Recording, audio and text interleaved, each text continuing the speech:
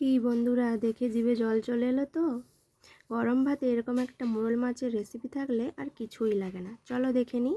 এখানে মাছগুলোকে ভেজে রেখেছি, কিছুটা ভাজা হয়েছে আর কিছুটা কড়াইতে এসে ভাজা হচ্ছে আর কি। এবার আলু ভাজার থেকে একটু মোটা করে আলু কেটে নিয়েছি, আর নিয়েছি তোমার পেঁয়াজ, টমেটো আর কাঁচা লঙ্কা। এবার কড়াইতে তেল দিয়ে শুকনো লঙ্কা দিয়ে দিয়েছি, এই ফোড়ন দিলাম। এরপর পেঁয়াজগুলো দিয়ে দেবো। কড়াটা খুব তাতার জন্য মা এসে একটু হেল্প করছে, দেখো নেড়ে দিচ্ছে।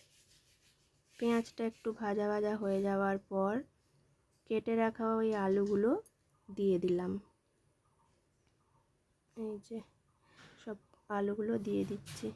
তারপর নুন হলুদ দিয়ে একটু আলুগুলো ভেজে নেব। এবার তোমার এখানে মা বেটে দিয়েছিল সর্ষের থেকে একটু বেশি পোস্ত নিয়েছি আর একটা কাজু নিয়েছি। এবারে আলুটা ভাজা হয়ে যাওয়ার পর ওই মশলাটা দিয়ে দিলাম।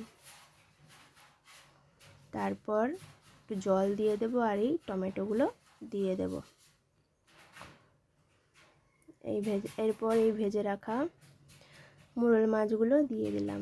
ব্যাস রেডি আমাদের মোরল মাছের আলু দিয়ে রেসিপি। খেতে কিন্তু